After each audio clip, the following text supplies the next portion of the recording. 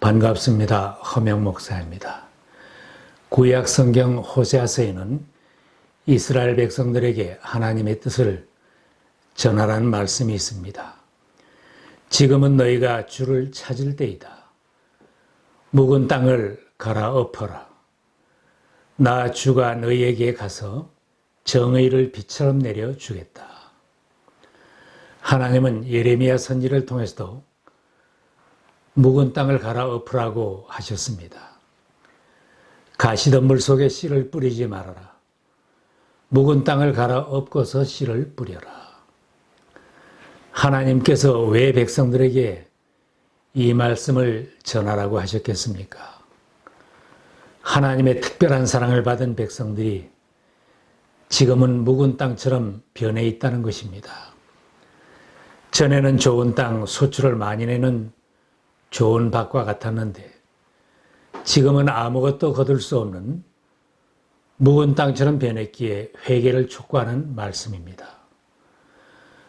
하나님을 의뢰하고 믿음으로 살아야 할 하나님의 백성들이 돈을 의뢰하는 사람들로 변했습니다.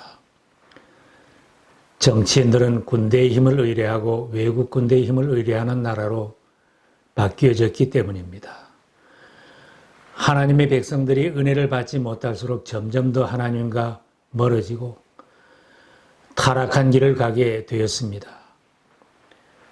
정치, 경제, 사회 모든 분야에서 악을 밭갈아 죄를 거두고 거짓 열매를 먹는 백성들이 되었다고 지적합니다. 지금은 묵은 땅이 되었지만 전에는 풍성한 수확을 거두었던 좋은 땅이었습니다.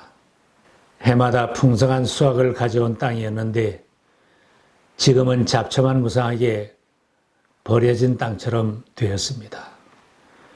이스라엘 백성들이 하나님을 바라보고 이집트 탈출을 감행할 때에는 홍해의 기적도 체험하였습니다. 천막으로 지은 성전에서도 예배를 잘 드리고 기도 생활을 하였고 하나님이 가라면 가고 서라면 서는 순종의 신앙으로 살았습니다.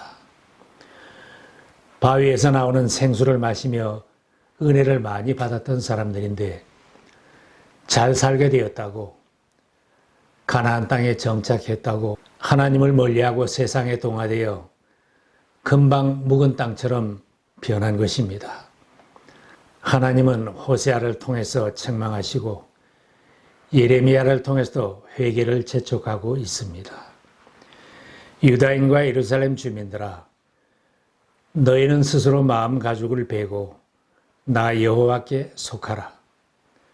그리하지 아니하면 너희 악행으로 말미암아 나의 분노가 불같이 일어나 사르리니 그것을 끌 자가 없으리라. 묵은 밭을 갈라는 재촉의 말씀은 우리 시대에도 꼭 받아야 할 말씀입니다.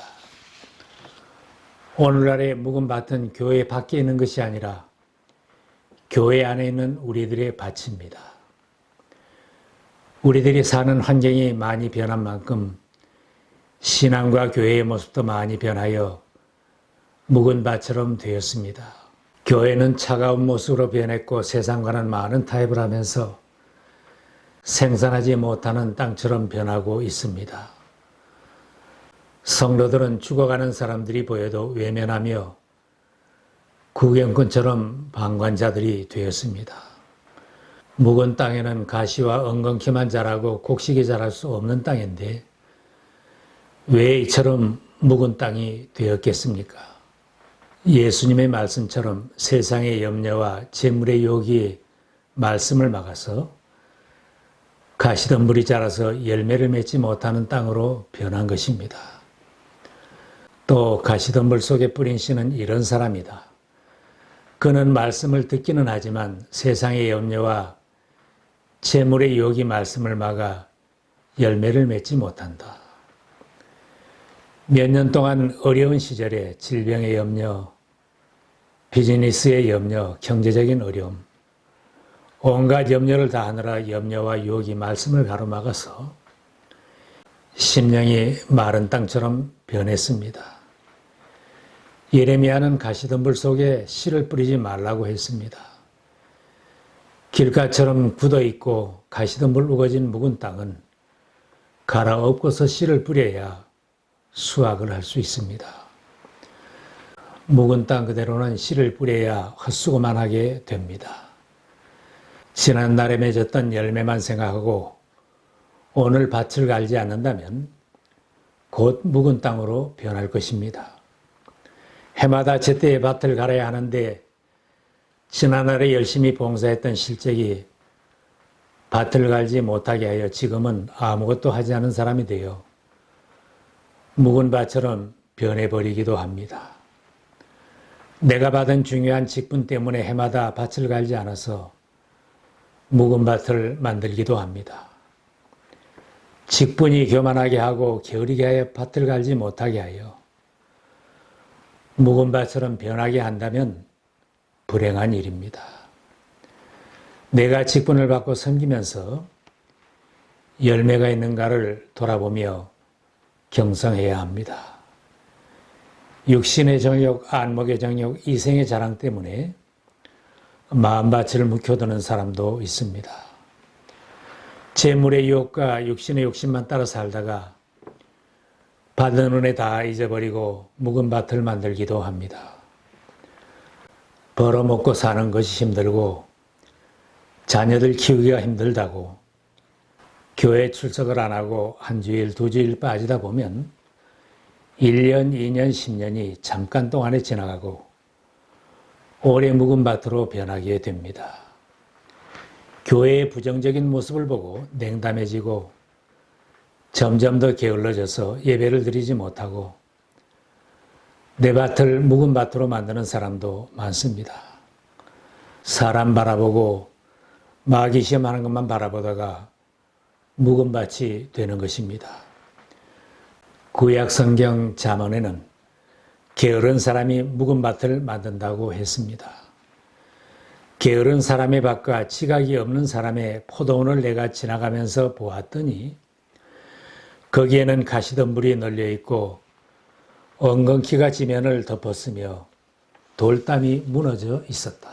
우리의 신앙이 묵은 땅처럼 변하면 하나님의 은혜에서 멀어져 가고 쓴뿌리가 생겨나서 고통을 받게 됩니다. 내 심령이 묵은 밭처럼 변해 있으면 찬송을 부르고 예배를 드리고 신앙생활을 해도 밑에는 고통스러운 것이 숨어 있어 괴로워하게 됩니다. 쓴뿌리가 숨어 있으면 쉽게 다른 사람을 공격하게 되고 교회 분쟁에 불씨를 만들게 됩니다. 히브리서에는 하나님의 은혜를 거역하지 말라고 권면합니다. 하나님의 은혜에서 떨어져 나가는 사람이 없도록 주의하십시오. 또 쓴 뿌리가 돋아나서 괴롭게 하고 그것으로 많은 사람이 더러워지는 일이 없도록 주의하십시오. 한번 묵은 밭으로 버려지게 되면 이른 비와 늦은 비를 아무리 내려도 아무런 유익을 얻을 수 없습니다. 하나님께서 복을 내려주시고 은혜를 주시려고 해도 내 편에서 받을 수 없는 형편이 되는 것입니다. 씨를 뿌리고 비를 내려도 열매를 찾을 수 없게 됩니다. 예수님의 비유에서도 길가와 같이 굳어진 땅이나 돌짝밭 같은 땅이나 가시덤불 속 같은 데 뿌려지는 씨앗은 결실할 수 없다고 했습니다. 우리의 심령이 이와 같이 되면 설교 말씀을 들어도 성경 공부를 해도 말씀을 읽어도 말씀의 열매를 맺을 수 없게 됩니다. 설교 말씀이 은혜가 되지 못하고 성경을 읽어도 지루하기만 하다면 자신의 마음밭이 묵은 밭이 되었는지 살펴보아야 합니다. 묵은 밭을 만든 뒤에는 비가 오고 햇빛이 비치면 오히려 잡초와 가시덤불이 더 무성하게 자라는 것처럼 말씀은 점점 더 멀리하게 되고 근심 걱정을 안고 살게 됩니다. 하나님의 말씀이 열매를 맺지 못하는 묵은 땅은 깊이 갈아엎어 좋은 땅을 만들면 하나님의 은혜를 받아 내 심령이 부흥되고 교회가 부흥되고 나를 통하여 영혼들이 돌아오는 결실도 맺히게 됩니다. 어떻게 묵은 땅을 갈아엎을 수 있겠습니까? 혹 묵은 밭처럼 되었어도 낙심할 필요는 없습니다. 아무리 묵은 땅이라도 잡초와 가시덤불을 걷어내고 깊이 갈기만 하면 속에 있는 부드러운 흙이 나오고 옥토로 변할 수 있습니다. 옥토를 만들고 부지런히 가꾸기만 하면 오히려 전보다 더 풍성한 결실을 거두게 될 것입니다. 묵은 땅처럼 굳어진 심령은 하나님의 말씀으로 쟁기질을 하여 갈아엎을 수 있습니다. 성경 말씀은 우리 자신의 모습을 있는 그대로 볼 수 있게 하는 거울과 같습니다. 야고보서에 말씀합니다. 말씀을 듣고도 행하지 않는 사람은 있는 그대로의 자기 얼굴을 거울 속으로 들여다보기만 하는 사람과 같습니다. 이런 사람은 자기의 모습을 보고 떠나가서 그것이 어떠한지를 곧 잊어버리는 사람입니다. 하나님의 말씀이 말씀을 다한 자신을 볼 수 있게 한다면 자신의 정직한 모습을 보고 하나님 말씀 앞으로 돌아와서 굳어진 마음밭을 말씀으로 갈아엎으면 옥토로 변하게 됩니다. 또한 성경은 우리들 자신의 모습을 하나님이 보시는 관점에서 보게 해줍니다. 나 자신이 얼마나 교만한지, 얼마나 죄에 빠져 세상으로 달려가던 모습인지를 보게 하므로 회개할 수 있게 합니다. 묵은 땅처럼 변한 심령은 회개를 통하여 고쳐질 수 있습니다. 예수님도 처음 사랑을 버린 교회에 회개하라고 하셨습니다. 그러므로 어디서 떨어졌는지를 생각하고 회개하여 처음 행위를 가지라. 만일 그리하지 아니하고 회개하지 아니하면 내가 가서 내 촛대를 그 자리에서 옮기리라. 하나님은 겸손하게 하나님을 찾으며 회개하면 죄를 사해 주시고 땅을 고쳐 주시겠다고 하셨습니다. 내 이름으로 일컫는 내 백성이 그들의 악한 일에서 떠나 스스로 낮추고 기도하여 내 얼굴을 찾으면 내가 하늘에서 듣고 그들의 죄를 사하고 그들의 땅을 고칠지라. 마가복음을 기록한 마가 요한은 본래 좋은 환경에서 성장한 신앙인입니다. 바나바의 조카로 바울 일행과 함께 첫 번 전도여행에 동행하는 특권을 받은 사람입니다. 그러나 이 청년의 마음속에 잡초가 자라나서 묵은 밭처럼 되었습니다. 사도들을 도와서 선교할 사람이 자기 주장만 하다가 선교사들과 결별을 선언하고 예루살렘으로 돌아가고 말았습니다. 두 번째 전도여행에 바나바가 마가를 데리고 가자고 했지만 바울은 그런 사람을 데리고 갈 수 없다고 거절할 정도로 변했던 것입니다. 그랬던 마가 요한이 회개하고 묵은 밭을 갈았을 때 알렉산드리아 교회를 세우고 마가복음을 기록하는 아름다운 열매를 맺었습니다. 우리가 묵은 밭을 만들면 하나님이 맡기신 사명을 감당할 수도 없고 다른 사람에게도 배척을 당하게 됩니다. 좋은 땅을 묵혀서 쓸모없는 땅이 되게 한다면 다른 사람에게도 피해를 주게 됩니다. 이미 예수 그리스도를 영접하고 하나님의 자녀가 되었으면 우리의 마음밭은 결실을 가져오는 좋은 땅이 된 것입니다. 그 좋은 땅을 묵은 땅으로 방치하지 말고 이 사순절 기간에 하나님의 말씀으로 다시 깊이 밭갈이를 시작하시기 바랍니다.